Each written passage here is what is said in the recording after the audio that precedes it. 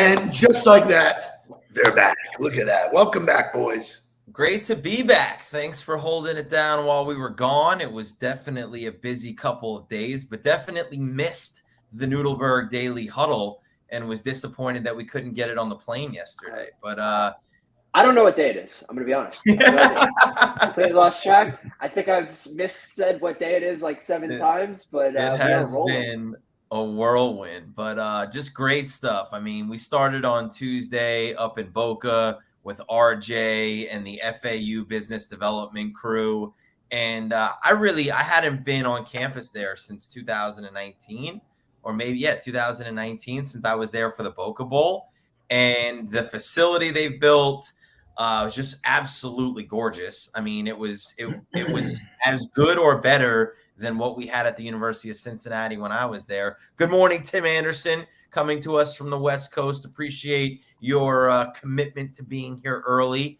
But got the opportunity to meet Coach Tom Herman, and his chief of staff and the head strength coach, which was super cool. Got to talk ball for a while and share stories.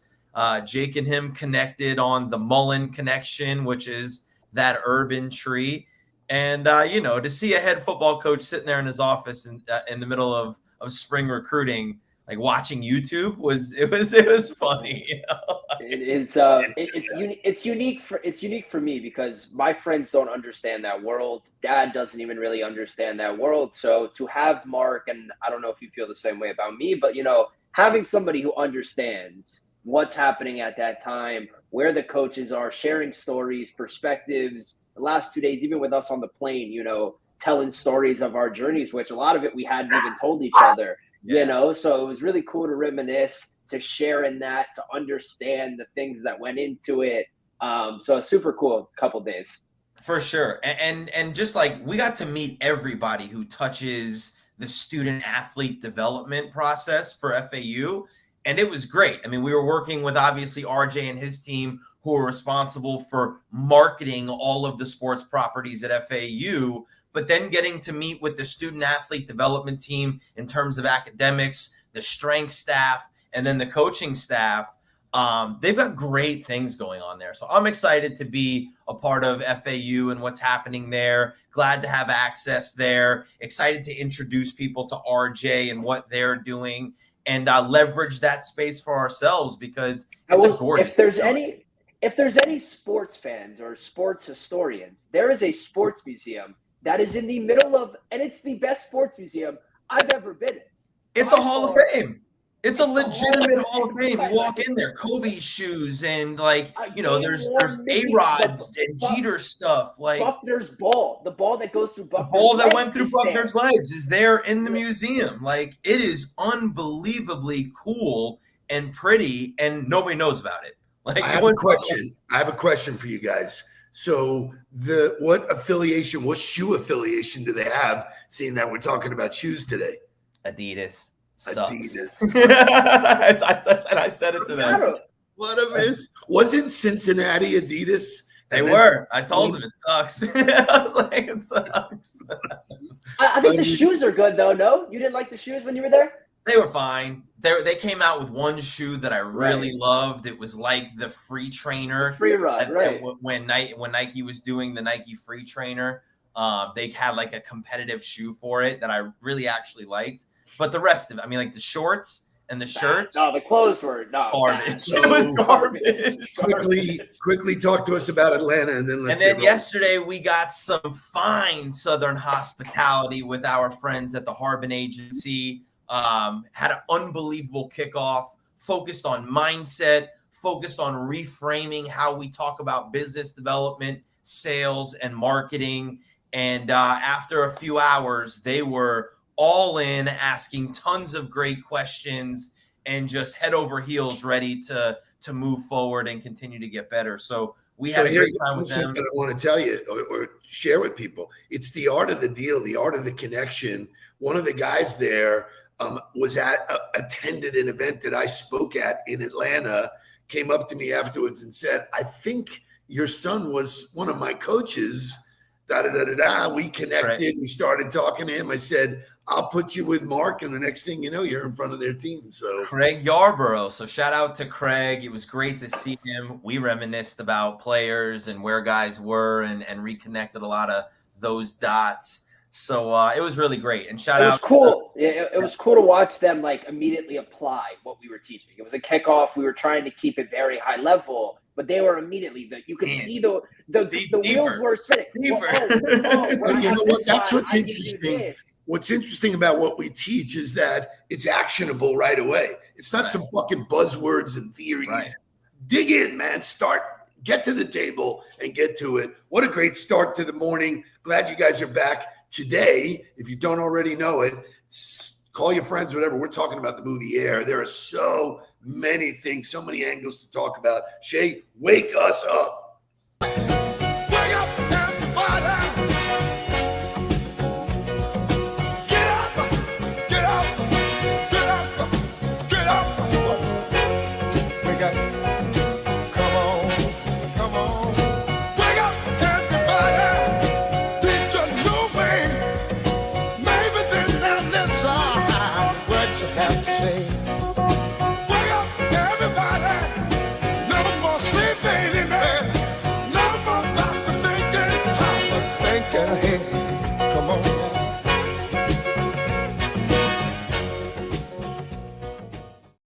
All right, if I may, I'm going to try and keep this in some orderly fashion. I want to show what I think the best line in the movie. You can argue it afterwards. Shay, show me this clip. Who are you, Michael? That will be the defining question of your life. And I think you already know the answer. And that's why we're all here. A shoe is just a shoe. Until somebody steps into it. Then it has meaning. Now, let me tell you something. When that happened, in the movie, I almost jumped off the balcony. I was like, wow. I'm so caught in that moment. And if you break it down, if you choose to, we all have a defining moment. Who are you? What do you do? Are you great at it? You know, when you unpack that, when he saw it in the film where Michael was going to take the biggest shot, he's 18 years old. And he was just cool as could be. Yep. You see, that dude knows. That dude knows he's great. Man. Yeah. So the breakdown of that scene too, like coming into it, they were like, you know, he's like, they're gonna build you up, Michael. You're going to be the greatest thing to ever touch the basketball court, and they're gonna build you up, and then they're gonna tear you down because that's what happens. That's what we do here. And then that's when he goes, so who are you gonna be? Right? How are you going to define your legacy? And it was incredible. So like for me, it was super cool to see the Michael Jordan story. I love that they didn't make it about Michael. You didn't even see or hear anything about Michael Jordan until that last scene in the movie. They never showed him. They showed clips of him playing and they showed real footage of him, but they never showed him as a character in the movie. And the entire movie was about taking a chance, and they had a successful business. But if they wanted to go to the next level, there was a lot of gambling. There was a lot of vetting. There was a lot of risk. There was a lot of commitment. There was a lot of personalization and so much that goes into being successful. I thought they did an unbelievable job of portraying that in 2 hours. I really love that we're having this conversation after yesterday as well, because we are obviously the modern side of business development, which means doing something different than the masses are doing. And a lot of these industries we go to have standards, and they're like, we're just going to keep doing that. And sure enough, the company we were with yesterday told us, well, we don't do things like anybody else. And so you wrote it on the board, write it in quotes, Harbin Agency, we do things differently. And you go, if we do things differently, why is your business development process the exact same as everybody else? Right? It's a complete disconnect. It's like when Craig said it in the meeting, when he was like, oh, well, we do things differently here. I was like, oh, hold on. And I asked everybody in the room, I was like, do we really own that statement? I was like, is that really how you feel about your business? And so then it just pointed back to, well, if you say you do things differently, why would you ever show up the same as anybody else? Why would you? There's that. Well, but in that scene, they start playing a video before that speech, before it's a passionate speech. Like, can we play the video? Phil Knight, can we play the video? And everybody knows it's the cam shit. The parents are looking around going, this same as everybody else. We got. You feel that. In order to get something you've never had, and you talked about it on your post, you have to do things you've never done before. It's the only way, right? The definition of insanity is trying the same things, expecting different results, and everyone was like, oh my God, what is he doing? And he goes back to he looks at Phil and he goes, how did you build this company, man? How did you do it? And it hit Phil and was like, oh, I got it. In order to do, you can't stop. You can't stop your core values and what you believe. I wanted to go there. What could be missed is that Nike was already really successful. They were selling millions and millions of dollars worth of running shoes. They were not a basketball company yet. Correct. They had lost out to the other two. Adidas and Converse own the market. There's a real lesson there. First of all, the fact that he had the principles behind his desk, in like a poster was so unbelievable. If you just take his principles, Shay, show me the Nike principles, pretty simple, right? Our business has changed. Like if you sat down and used this as a scorecard to go analyze or evaluate other businesses, you'd come up, with a lot of areas of concern, bureaucracy, personal ambition, energy takers versus, this is exactly the shit. Number two is the most defining statement of all of them. And this question comes up all the time when we talk about social media is, are you worried about your competitor? Are you worried about somebody else getting in? We're on offense all the time.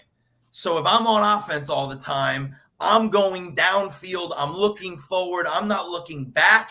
I'm not looking to the side. I don't care who our competitors are, and I don't care about the people that are following us. I am only worried about the people that are in front of us and how we can get in front of them. That's being on offense all the time. And I think, as people get into sharing their story or thinking about how to be successful, they think about it in this tiny little box. Like it's only this one little area for you. And if you're on offense all the time, that there's nothing small about this. We're going to take big shots. We're going to take big risks. We're going to do what we need to do to keep moving the ball down the field, to stay in a football reference. But I think I love that line. Perfect. So let's stay. So the principles were a great part of the movie. I think it reintroduced that to people. Correct. Most people wouldn't have known those things. I would bet that Phil Knight's book sales go significantly up after this movie. So two things before we do music, and then we'll get into the real leadership lessons. But number one is when he was thinking about it, and Sonny asked him, like, how did you come out? What made you change your mind? He said, I went for a run. Yeah. And the connection between mind and body physically in releasing those endorphins was like a subtle line that really clicked. But before we move on, we'll do motivational music. The soundtrack of this movie was as good as anything I've ever, that compilation of music. Shay, show me these songs. Just what a great, just unbelievable. Oh, yeah, it's a great mix. And they did such an unbelievable job of weaving it into the story and the scenes. They made the story theatrical. Like it was it felt like a Rock of Ages, kind of dedication to the 80s, to Nike. It was fantastic. So real quick, I picked one song just because there's a line in it, and you'll tell me what it is. I picked one song that sort of defined the movie for me. Shay, give me Big Country.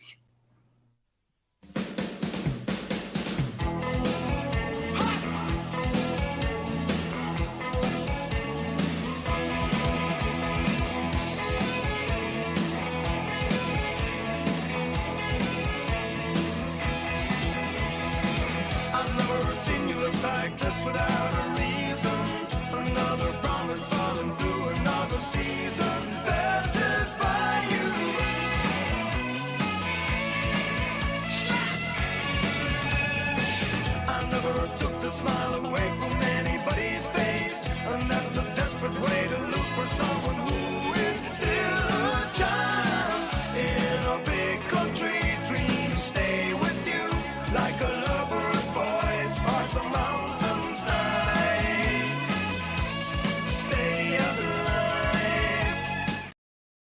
So the line is, in a big country, dreams stay with you, man. Yeah. It's like, I've been dreaming my whole life. I dream in color, man. I dream of being better. Before we get one of the quotes that I died at the movie was when he was like, "You're going to give us something to be remembered by," right? And Phil Knight, like, after goes, "I mean, I'm going to be remembered." And he's right, though, right? Like, none of those guys. I don't really need none of those guys' stories are the same without Michael Jordan, right? Right. So there's a lot. The fact that the movie's true is unbelievable, but there were some absolute haymakers of lines that you can pull out of there. I'll start with one and then see if you, because this one really stuck with me. Phil Knight said, "The illusion is the finish line is the destination. Sure. There is no finish line." Sure. And you can talk Simon Sinek and all of that, and the infinite game. But that is exactly right. There is what's the point of doing it? It's not, you're not doing it to finish. You're doing it to do it. Oh, just do it. Go figure. Well, and I think it does play into Mark's conversation that failure is not fatal, and it's the point of Kobe saying that failure is non-existent because there is no real end game, Well, so it all, to me, it also points to, like, when they're in the meeting and they're talking about what players they're going to go after, right? And like Nike is struggling to break into the basketball market. They don't have a budget to go get the players that they want to get. They don't have any names. Like they're struggling and reaching to figure it out. And, it's for them to be able to go, listen, we got to stop doing it the same way we've always been doing it, right? Like, what we're doing isn't working. Look at where we're at. Look at what we're doing. Who do we really want? And how do we put everything all in to go getting them, no matter what anybody else says, no matter if his agent says he's not going to take a meeting with you, no matter if it says Jordan said he would never wear Nike. Like, it didn't matter. Like, the story in that movie about the who was it? It was the coach that he goes and talks to about Michael. The USA coach. George Raveling. That's a true story. Did you know that? Yeah. That he was a security guard for Martin Luther King's speech and actually gave him the speech, and MLK made up the whole second half of the I Have a Dream speech. Because he knew he wasn't getting anywhere. It was, so to me, the word pivot comes up all the time, right? Sure, maybe it's a pivot. I don't really like that word, but you change direction. It's an inflection point. And there was an inflection point in MLK's speech. There was an inflection point for Nike as a company, which ended up altering the entire industry. Not only because they ended up getting Michael Jordan, but because they went about it in a way that they made it about the athlete. They put him in on the profit of the shoe. They made him a partner in the business. They built the shoe around him. Like, you want to take some business development lessons from that? First of all, he went to the house and made it about them. I'm here for you.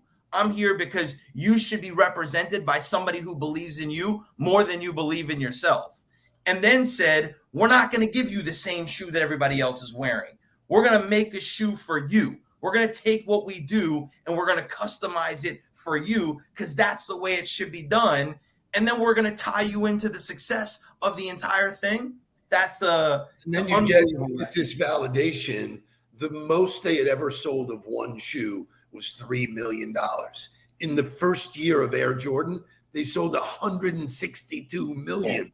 They made $5 billion last year now. What does it take? Does it take drive? Yeah, dream, Well, I really go ahead. Sorry, but go ahead. For me, like, he was so committed. He knew. He said, the reason why you have me here is to come up with this idea. It was like all the other shit I've done. Right. This is the idea. This is why you hired me, to find the guy. He had an unreal belief in his evaluation process. Right. It didn't matter. It was his process. It was how he evaluated players. It was the way he evaluated players. And the circumstances of having the money or not having didn't change what he knew was right and how he evaluated. Another great business development a takeaway was the research that he did, right? Like he knew inside and out. He knew Dean Smith's coaching style. He knew that Michael had been cut from his high school basketball team. James Worthy, Carolina team that should have been taking that shot. Please answer me the question on why Michael is getting the ball as a freshman. And look at the way he knew. He did the research, and he knew that's where his conviction came from. And Dad, you asked what it takes, and I'm going to talk about this on Saturday. It's a lack of a fear of failure, right? The struggle between Phil Knight and Matt Damon the entire time is Phil's thinking with the board of trustees in mind. I got to answer to the board. Even at this company, and as soon as he got out of that and said, you know what, whatever happens, we'll deal with it and we'll figure it out. He no longer had the fear of all the other bullshit and said, it's a good play. We're going to run the play. And if it doesn't work out, we'll figure out what to do next. I forget her name, but she was the one who wrote all the books about all the presidents. And she goes, well, how do presidents make decisions and go to sleep at night? Because they make the decision based on the information they have in that very moment and do the best that they could do with what they have. And so when Bateman looks at him and goes, you're thinking like someone who doesn't have a 7-year-old. And he's like, you're right, but I'm doing what I know is right. Like I can't operate any other way. And I'm sorry that I brought you along this way. This is what I know to be right. And if I don't do this, I'm not true to myself. And I want to do this. We'll go to overtime. There's 7 lessons that I pulled, and then we'll just do them rapid fire. Here we go. Here's what Air Jordan story can teach us all.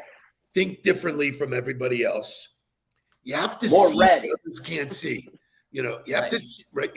So like I saw LinkedIn different than everybody else. I was confused. I was a little intimidated. Like, why do I see this and not everybody else? There is no I can't. There's only I don't want to, which is, wow, that one stung me. Flexibility is a necessity. Internal politics can ruin a company. We know that. And then this one is the absolute haymaker of all of it. Storytelling is everything. Everything. If he doesn't tell that story in the pitch, this whole deal never happens. They won't. Make one shoot. They tell him make one shoot. Don't make the other one. He goes, make one. Oh my God, make one. Make one. Make one. Like, I have so many lessons and Randy Ostrow says the calm was another one, but the one shoot was unreal to me. What about pay the fine? Right? Pay the fine too. When they were thought about doing something different and just paying the cost of it. Are those the only colors that we can use? Right. Well, so like, wait. When he said be willing to pay and to be willing to invest in what could be, that's what it takes. You got to be willing to put it on the line. And if it doesn't work out, you figure it out. But if it does, that's what fucking happens. So when he said there's a $5,000 fine per game, and he goes, we'll just have to pay that. Right. I like saying to myself. Doesn't tell Phil Knight. You're right. He goes, I'm just learning about that. But I want you to, and this is no way am I patting myself on the back or anything, but in the phone business, I found that thing that was sort of legal and sort of not legal. It wasn't like police illegal, but it sort of broke the rules that Cellular One had said. It was a loophole. It was something I found that created millions of dollars for us. Right. And everybody looked at me like a genius. And I was like, it's there to be done. Anybody who took the time. It reminds me of when I was a kid, you told me that you were going to take an electronic away from me every time I didn't eat my vegetables. So naturally, I just came to the table with my PSP. It was like, here you go. No veggies tonight. I'll pay the fine. Oh, good. It's always so here's the best part about it all. It was unbelievably enjoyable. It was. Can I get both really you guys' opinion? I want to my last lesson. I want to give my last lesson before we do that, because I think the most important lesson. Well, it's the movie's lesson. The thing I took away from it was don't be afraid to ask for your value, right? Like they created the deal for Michael, and Michael's mom came back and said, "We won't do it unless you cut us into the profit. We know that we're going to change the face of Nike, and we should be in on that growth." you can't be afraid to ask what you know your value is. I love that. I love that. Jake, I want your guys' quick opinion on showing up to the meeting late and showing importance, like the fit. Like I didn't like that. I thought that. I think that's old school. I think that's old school bullshit. And it was very awkward too. It looked it made it seem the way he came in, and he's like, "I'm the CEO of Nike," and because I'm very busy, and here's it made it funny. It made it funny. So here's the at the end of the movie, they say Michael Jordan currently makes $400 million a year. Passive income. Passive. And gambles. I don't know anybody that doesn't understand the brand, doesn't embrace it. And then you talk about the guy who created the shoe and then moved the logo to him stretching. Yeah. I mean, that's brilliant. Creative genius. Creative genius. So and I think, there's a scene at the end where they pull it from Michael's Hall of Fame speech where he talks about his mom and how his mom was still parenting him to that day. That's as cool as it gets, I think. No, it doesn't matter how big you get. Your mom is always there, or your dad is always there to continue to guide you. And of course, they have Viola Davis playing it. Well done. Well done, Ben Affleck. And well really done, good, really good.